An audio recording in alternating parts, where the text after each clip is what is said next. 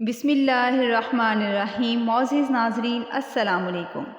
آج کا میرا ٹاپک ہے حج اور قربانی کا بیان۔ معزز ناظرین، ارکان اسلام میں سے ایک بنیادی رکن اور اہم عبادت حج ہے۔ اس فریضے کی ادائیگی کے غرض سے ہر سال لاکھوں مسلمان ایک ہی لباس میں رنگ و نسل کے فرق کو مٹا کر سرزمین حرم پر اکٹھے ہوتے ہیں، جن کے اتحاد و اتفاق کا دلکش نظارہ دیکھ کر دنیا حیرت زدہ ہو جاتی ہے۔ یہ لمحہ حاجیوں کے لیے کسی عظیم نعمت سے کم نہیں ہوتا، کیونکہ بارگاہ الہی سے ان خوش نصیبوں پر خصوصی رحم اور کرم نوازیاں ہوتی ہیں، اور ان کو حج کے بدلے میں ایک عظیم الشان انعامات سے نوازا جاتا ہے کہ جن کے بارے میں سننے کے بعد حج کی طاقت و قدرت نہ رکھنے والے مسلمانوں کے دل و دماغ میں بھی اس مقدس مقام کی زیارت کا ارمان مچلنے لگتا ہے۔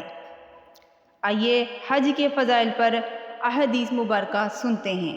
فرمان علی شان ہے ہمارے پیارے آقا محمد مصطفیٰ صلی اللہ علیہ وآلہ وسلم کا کہ جس نے حج کیا اور کوئی جھگڑا یا گناہ نہ کیا تو وہ اپنے گناہوں سے ایسے نکل جائے گا جیسا اس دن تھا جب اس کی ماں نے اسے جنا تھا، یعنی جب وہ پیدا ہوا تھا۔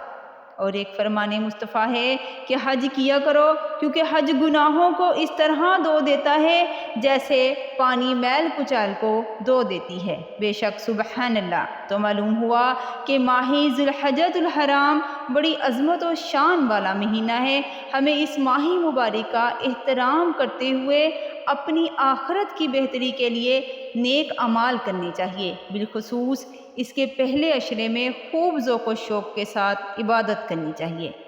معزز ناظرین، ماہ ذی الحجۃ الحرام کی آمد ہوتے ہی سنت ابراہیمی کی یادیں تازہ ہو جاتی ہیں۔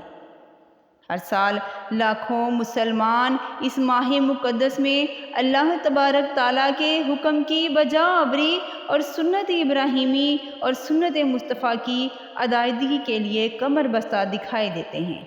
یاد رکھیے، ہر بالغ مقیم مسلمان مرد و عورت مالک نصاب پر قربانی واجب ہے۔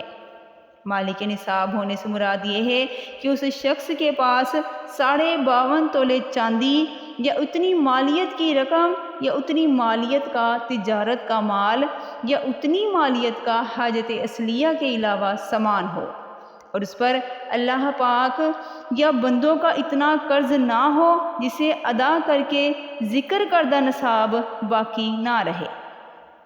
ہر صاحب استعداد مسلمان کو چاہیے کہ وہ رضائے الہی کے حصول اور سنت ابراہیمی کے ادائیگی کی نیت سے اس مہینے میں مال حلال سے قربانی کا فریضہ سر انجام دے۔ قرآن کریم میں اللہ تبارک تعالیٰ کا ارشاد ہے، جس کا ترجمہ کچھ یوں ہے، تو تم اپنے رب کے لیے نماز پڑھو اور قربانی دو۔ معزز ناظرین، احادیث مبارکہ کی روشنی میں بھی قربانی کے فضائل و مسائل بیان ہوئے ہیں۔ حضرت سیدنا زید بن ارقم فرماتے ہیں کہ صحابہ اکرام نے عرض کی کہ یا رسول اللہ، یہ قربانیاں کیا ہیں؟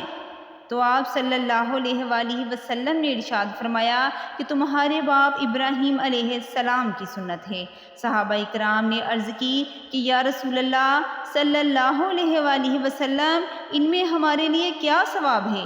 فرمایا ہر بال کے بدلے میں ایک نیکی ہے۔ عرض کی اور اون میں؟ فرمایا کہ اس کے ہر بال کے بدلے میں بھی ایک نیکی ہے۔ بے شک سبحان اللہ۔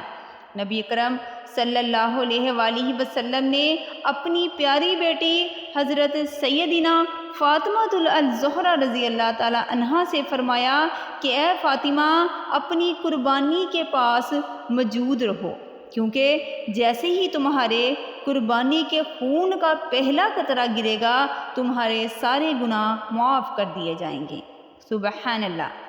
حضرت علامہ شیخ عبدالحق محدث دہلوی رحمۃ اللہ علیہ فرماتے ہیں کہ قربانی اپنے کرنے والے کے نیکیوں کے پلڑے میں رکھ دی جائے گی، جس سے نیکیوں کا پلڑا باری ہو جائے گا۔